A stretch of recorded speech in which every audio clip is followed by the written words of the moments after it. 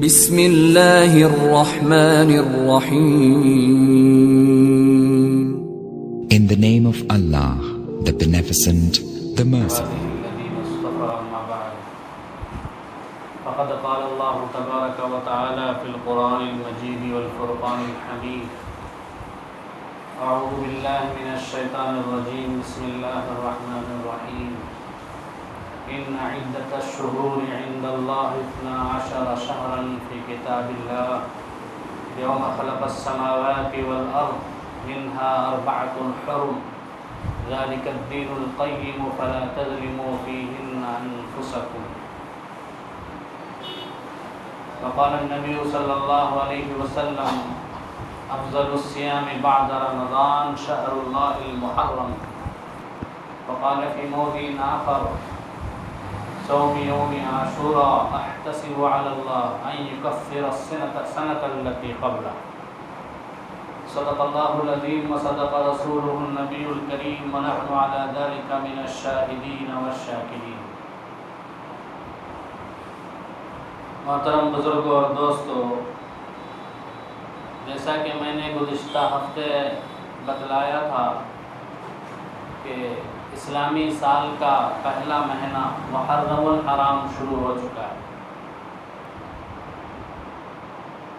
اللہ تبارک و تعالیٰ نے بعض مہینوں کو دوسرے مہینوں پر فضیلت رکھی ہے، بعض دنوں کو دوسرے دنوں پر فضیلت رکھی ہے. اگرچہ سارے سال، سارے مہینے اور مہینے کے 30 دن اور دن کے 24 گھنٹے سب اللہ کے پیدا کیے ہوئے ہیں، لیکن اللہ نے ان میں سے بعض کو بعض پر فضیلت دی. تمام مہینوں میں سب سے افضل مہینہ رمضان کا مہینہ ہے. رمضان کے مہینے کے بعد سب سے افضل محرم الحرام کو قرار دیا گیا. خاص طور پر رمضان کے بعد محرم الحرام میں روزے رکھنے کو افضل قرار دیا گیا. اور محرم الحرام میں بھی محرم کا جو 10واں دن ہے جس کو یوم عاشورہ کہتے ہیں، اس کی بڑی فضیلت احادیث میں آئی. اسلام آنے سے پہلے ہی مشرکین اس دن کی تعظیم کرتے تھے، اس دن کی عظمت کرتے تھے. بلکہ 4 مہینے ایسے تھے جن میں عرب لوگ اپنے آپ کو بہت سے گناہوں سے بچاتے، قتل و غارت گری سے، لڑائی سے، جھگڑے سے اپنے آپ کی حفاظت کرتے. شروع زمانے میں بھی اسلام میں بھی یہی حکم تھا کہ 4 مہینے میں تمہارے لیے ایک دوسرے سے جنگ کرنا، لڑنا، جھگڑنا جائز نہیں. انہی کا ذکر اللہ نے اس آیت میں کیا ہے. ان عدۃ الشہور عند اللہ 12 شہرا فی کتاب اللہ. کتاب اللہ کے اندر 12 مہینوں کی تعداد طے کر دی گئی. اسی دن سے جس دن سے اللہ نے آسمانوں کو، زمینوں کو پیدا کیا. تو یہ جو 12 مہینے ہیں، محرم، صفر، ربیع الاول، ربیع الثانی، یہ اللہ تعالیٰ کے بنائے ہوئے ہیں، پیدا کیے ہوئے ہیں. آگے اللہ کہتے ہیں منہا 4 حرم. ان 12 مہینوں میں 4 مہینے حرمت والے، عظمت والے، احترام والے، تعظیم والے مہینے. وہ 4 مہینے کون سے ہیں؟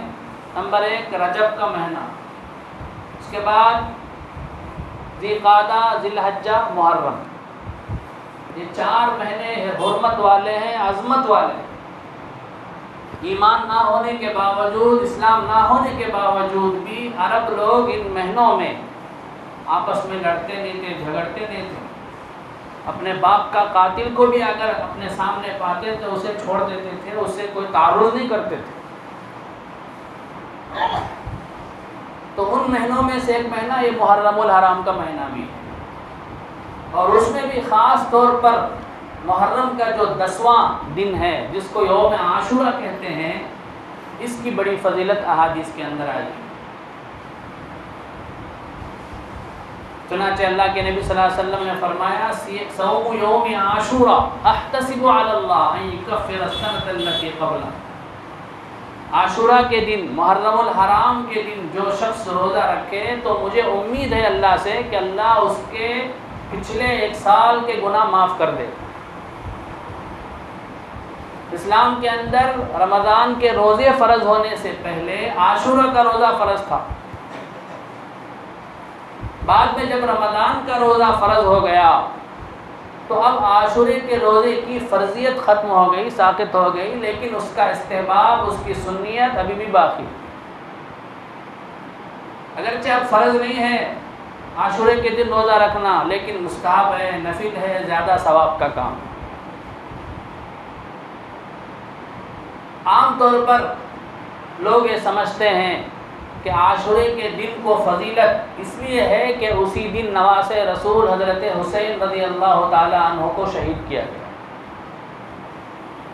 ان کی شہادت کی وجہ سے یہ دن عظمت والا ہو گیا، تقدس والا ہو گیا، احترام والا ہو گیا، ایسا سمجھتے ہیں، لیکن ایسا نہیں ہے۔ حضرت حسین رضی اللہ عنہ کی شہادت سے پہلے بھی یہ دن عظمت والا تھا، احترام والا تھا۔ ہاں، اللہ حضرت حسین رضی اللہ عنہ کی یہ بڑی سعادت کہ ایسے عظمت والے دن آپ کی شہادت ہے، تو اس طرح سے ہمیں سمجھنا ہے۔ اسی طرح سے لوگوں میں مشہور ہے کہ عاشورے کے دن ہی حضرت آدم علیہ السلام کی توبہ قبول ہوئی، عاشورے کے دن ہی حضرت نوح علیہ السلام کی کشتی خشکی پر، سوکھے پر اتر آئی، اور اسی دن حضرت یونس علیہ السلام مچھلی کے پیٹ سے نکلے۔ تو اس طرح لوگوں میں باتیں مشہور ہیں، اور کہتے ہیں کہ اسی دن حضرت ابراہیم علیہ السلام کے لیے آگ جو ہے گل و گلزار بن گئی۔ تو ایسے بہت سے واقعات لوگ نقل کرتے ہیں، لیکن ان کی کوئی صحیح سند نہیں ہے، ان کی کوئی صحیح بنیاد نہیں، کوئی صحیح حدیثوں سے ثابت نہیں۔ ہاں، البتہ صحیح حدیث سے یہ بات ثابت ہوتی ہے کہ ایک مرتبہ اللہ کے نبی صلی اللہ علیہ وسلم جب مدینہ آئے تو مدینے کے یہود کو دیکھا کہ وہ لوگ 10ویں محرم کو روزہ رکھتے ہیں۔ تو آپ نے پوچھا کہ تم اس دن کیوں روزہ رکھتے ہو؟ تو یہودیوں نے کہا کہ یہ دن ہمارے لیے بڑی عظمت والا دن ہے، اس لیے کہ اسی دن اللہ نے بنی اسرائیل کو، یہودیوں کو فرعون سے نجات عطا فرمائی، موسیٰ علیہ السلام کو فرعون کے مقابلے میں کامیابی عطا فرمائی، اس کے شکرانے میں ہم روزہ رکھتے ہیں۔ تو اللہ کے نبی صلی اللہ علیہ وسلم نے فرمایا نحن احق بموسیٰ منکم، موسیٰ علیہ السلام کی پیروی کے ہم تم سے زیادہ مستحق ہیں، لہذا ہم بھی روزہ رکھیں۔ چنانچہ آپ صلی اللہ علیہ وسلم نے عاشورے کے دن روزہ رکھنے کا حکم دیا۔ بعد میں صحابہ کرام نے کہا کہ اللہ کے نبی، عاشورے کے دن ہم بھی روزہ رکھتے ہیں، یہود بھی روزہ رکھتے ہیں، تو پھر ہمارے اور ان میں کوئی فرق نہیں رہے گا، ہم ان کی مشابہت اختیار کرنے والے ہو جائیں گے، کیا اس طرح یہ کرنا صحیح ہے کیا؟ تو آپ نے فرمایا اگر میں اگلے سال زندہ رہا تو میں صرف عاشورے کے دن 10ویں تاریخ کا روزہ نہیں رکھوں گا، اس کے آگے ایک دن یا اس کے بعد میں ایک دن روزہ رکھوں گا، 9 10 کو رکھوں گا یا 10 11 کو رکھوں گا۔ لیکن خدا کا کرنا ایسا ہوا کہ اگلے سال آپ صلی اللہ علیہ وسلم کا وصال ہو گیا، آپ کی وفات ہو گئی، لیکن آپ صلی اللہ علیہ وسلم نے حکم دیا تھا کہ تم آئندہ اس کا خیال رکھو کہ صرف عاشورے کے دن کا روزہ مت رکھو، بلکہ اس کے ساتھ ایک روزہ اور بھی ملا۔ چنانچہ صحابہ کرام رضی اللہ عنہم اجمعین اسی طرح سے کرتے تھے۔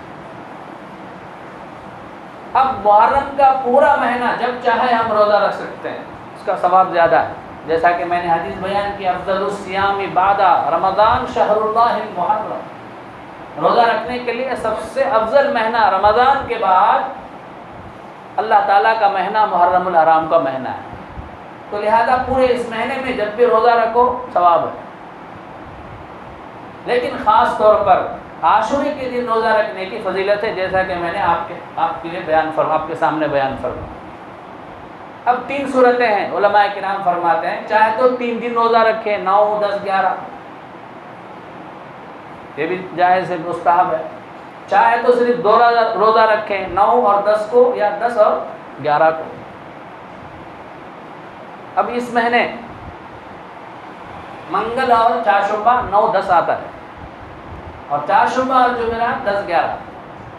تو اب آپ چاہیں تو منگل اور چہارشنبہ کو روزہ رکھ سکتے ہیں، یا چہارشنبہ اور جمعرات کو بھی روزہ رکھ سکتے ہیں.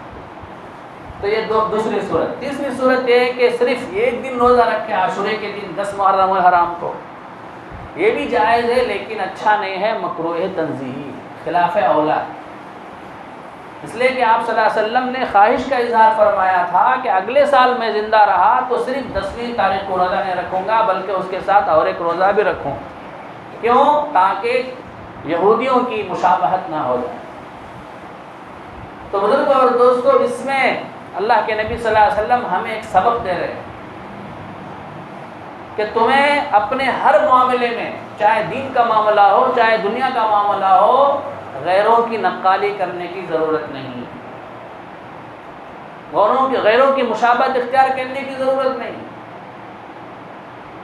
آپ صلی اللہ علیہ وسلم نے قدم قدم پر ہم مسلمانوں کو بتلایا کہ تمہارا دین کامل و مکمل دین ہے. تمہارا دین اس لائق ہے کہ پوری دنیا اس کی پیروی کرے، اسے فالو کرے، اس کے طریقے پہ چلے. تو ایسا دین میں نے تمہیں عطا کیا ہے اللہ کی طرف سے. تمہیں ایسے کامل و مکمل دین کے ہوتے ہوئے دوسروں کے طریقے کو، دوسروں کے فیشن کو، دوسروں کی نقالی کرنے کی کوئی ضرورت نہیں. حتیٰ کہ عبادت میں بھی آپ صلی اللہ علیہ وسلم نے پسند نہیں فرمایا کہ دوسروں کی نقالی کرے. اسی لیے آپ نے فرمایا کہ صرف 10ویں تاریخ کا روزہ مت رکھو، اس سے پہلے ایک دن رکھو یا اس کے بعد. اور بھی بہت سارے معاملات میں آپ نے غیروں کی مشابہت اختیار کرنے سے، غیروں کی نقالی کرنے سے منع فرمایا. آپ صلی اللہ علیہ وسلم نے فرمایا اوفلوا اللحى، داڑھیوں کو بڑھاؤ، واحفوا الشوارب، اور مونچھوں کو باریک کرو، وخالفوا المشرکین، مشرکین کی مخالفت کرو. مشرکین کا طریقہ ہے کہ وہ مونچھوں کو بڑی رکھتے ہیں، داڑھی مڈاتے ہیں. تم ایسا مت کرو.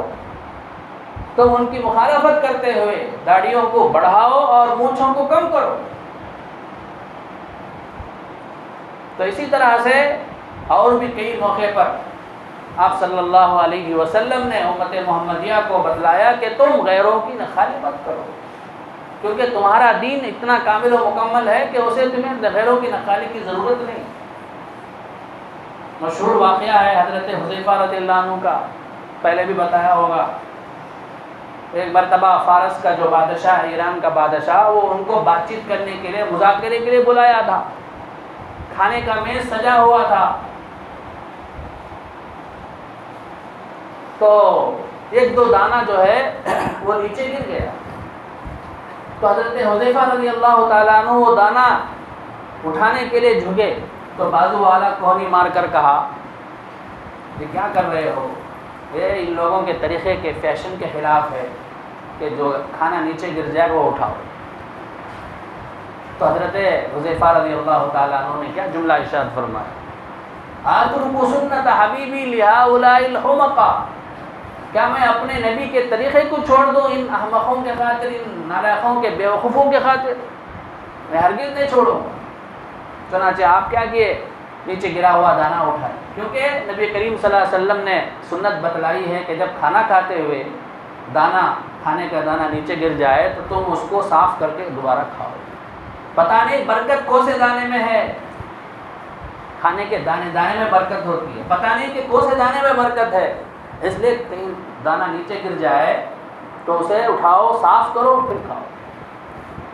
تو یہ نبی کریم صلی اللہ علیہ وسلم کی سنت ہے. اسی طرح حضرت عثمان رضی اللہ تعالیٰ عنہ کو آپ صلی اللہ علیہ وسلم نے حدیبیہ کے موقع پر آپ صلی اللہ علیہ وسلم عمرہ کرنے کے ارادے سے مکہ المکرمہ آئے. تو مکے میں اس وقت کافروں کا غلبہ تھا، انہوں نے مسلمانوں کو روک دیا حدیبیہ میں، تم آنے کی اجازت نہیں. تو ان سے بات کرنے کے لیے آپ صلی اللہ علیہ وسلم نے حضرت عثمان غنی رضی اللہ تعالیٰ عنہ کو قریش کے پاس بھیجا، یہ بتلانے کے لیے کہ ہم تم سے جنگ کرنے کے لیے نہیں آئے، ہم صرف عمرہ کرنے کے ارادے سے ہیں، اس لیے ہمیں آنے کی اجازت دو۔ تو اس وقت جب بات چیت کرنے کے لیے جا رہے تھے تو حضرت عثمان رضی اللہ تعالیٰ عنہ کی جو لنگی تھی وہ پنڈلیوں تک تھی۔ تو ساتھی نے جو وہاں آپ کے رشتہ دار تھے انہوں نے کہا کہ یہ کیا اس طرح سے لنگی پہن کے رکھے ہو، ذرا نیچے کر دو، یہ لوگ برا سمجھتے ہیں اسے، قریش کے لوگ، کفار کے لوگ۔ تو حضرت عثمان غنی رضی اللہ عنہ نے بھی یہی جواب دیا کہ یہی میرے نبی کی سنت ہے، میری نبی کی سنت میں ہرگز نہیں چھوڑوں گا، چاہے کچھ بھی ہو جائے، کوئی بھی برا سمجھے، میں ہرگز نہیں چھوڑوں گا۔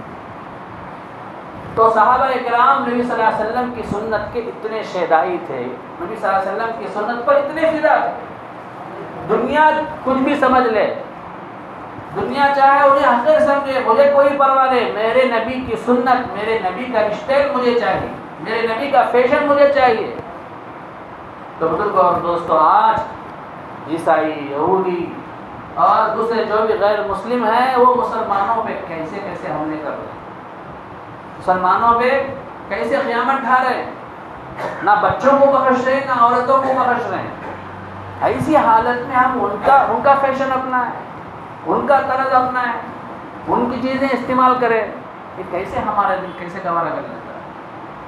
اس لیے ہم نوجوانوں کو چاہیے کہ ہم اپنے ہر معاملے میں، رہنے میں، سہنے میں، کھانے میں، پینے میں، پہننے میں، معاشرت کے جتنے بھی کام ہیں وہ تمام میں اسلام کو فالو کریں، اسلام کے طریقے کو اپنائیں، غیر مسلموں کی نقالی کرنے سے بچیں۔ یہ ایک میسیج ہے اس میں اللہ کے نبی کی طرف سے۔ ایک دوسرا عمل بھی عاشورے کے دن کے بارے میں حدیث سے ثابت ہے۔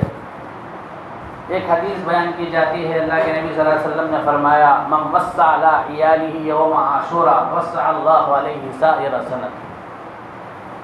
جو شخص عاشورے کے دن اپنے گھر والوں پر خوب خرچ کرے گا، جتنی اس کی طاقت ہے اتنا ان پر خرچ کرے گا، اللہ تعالیٰ پورے سال اس کی برکت سے اس کے گھر میں فراخی رکھیں گے، کشادگی رکھیں گے، خوشحال رکھیں گے۔ یہ حدیث اگرچہ بہت ضعیف ہے، اس پر کلام کیا گیا ہے، لیکن پھر بھی علماء کرام فرماتے ہیں کہ عمل کرنے میں کوئی حرج نہیں ہے، عمل کر سکتے ہیں۔ اس لیے یہ بھی دوسرا عمل ہے۔ ایک تو یہ ہے کہ روزہ رکھیں اگر ہم سے ہو سکے تو، لیکن سب سے بہتر یہ ہے کہ ہم پر رمضان کے روزے واجب ہوں، قضا ہو گئے ہوں تو ان کی قضا کریں، وہ ضروری ہے۔ نفل روزے بعد میں، پہلے قضا رکھیں۔ اگر قضا کے بھی روزے نہیں ہیں تو نفل روزہ رکھیں، جتنا ہو سکے، 2 دن رکھ سکتے ہیں تو رکھیں گے، 1 دن ہی رکھ سکتے تو رکھیں، صرف 10واں کوئی حرج نہیں ہے، خلاف اولا ہے زیادہ سے زیادہ، لیکن آج کے زمانے میں علماء کہتے ہیں کہ جائز ہے۔ اور دوسرا عمل یہ ہے کہ ہم اس دن خاص طور پر اپنے گھر والوں کے اوپر خوب خرچ کریں۔ اب اس کے علاوہ دوسرے دن جو بھی اعمال ہیں وہ کوئی بھی حدیث سے ثابت نہیں۔ شیعہ لوگ جو ہیں عاشورے کے دن خرافات کرتے ہیں، رسومات کرتے ہیں، کہتے ہیں کہ ہم رسول حضرت حسین رضی اللہ عنہ کے غم میں کالے کپڑے پہنیں، چنانچہ اس دن پورے لوگ کالے کپڑے پہنتے ہیں اور اپنے بدن کو مارتے ہیں، زخم کر لیتے ہیں، اور اسی طرح سے شربت پلانے کو ضروری سمجھتے ہیں، چڑا پکانے کو ضروری سمجھتے ہیں۔ بزرگوں اور دوستوں، یہ سب بالکل اسلامی طریقے کے خلاف ہے۔ حضرت حسین رضی اللہ تعالیٰ عنہ ایسے ہی کوئی بری موت نہیں مرے، نعوذ باللہ، وہ تو اللہ کی راہ میں جا کے شہید ہوئے۔ اس پہ تو ہمیں خوش ہونا چاہیے کہ واسطے رسول دشمنوں کے خلاف لڑتے ہوئے اللہ کی راہ میں شہید ہو گئے، اس پہ غم کرنا یہ کیا بات ہے؟ کسی بھی میت پر 3 دن سے زیادہ غم کرنا اسلام میں جائز نہیں ہے، تو سال کرتے رہنا یہ اسلامی طریقے کے بالکل خلاف۔ اس لیے ہم لوگوں کو چاہیے کہ ویسے جلسوں میں ہرگز نہ جائیں، کیونکہ اگر ان کے ساتھ جائیں گے تو ہم بھی ان لوگوں میں گناہ میں شریک ہو جائیں گے۔ تو ویسے جلوسوں میں ہرگز نہ جائیں، ان کی کسی کام میں بھی ہرگز شریک نہ ہو، بالکل الگ تھلگ رہیں، کیونکہ یہ سب بالکل اسلامی طریقے کے خلاف ہے۔ تو بہرحال یہ محرم الحرام کے متعلق اور عاشورے کے دن کے متعلق چند مسائل تھے، چند فضائل تھے۔ اللہ تبارک و تعالی ہم تمام کو اپنی زندگی کے ہر عمل کو نبی کریم صلی اللہ علیہ وسلم کے بتائے ہوئے طریقے کے مطابق، دین کے مطابق گزارنے کی توفیق عطا فرمائے۔ آمین۔ آخر دعوانا الحمدللہ۔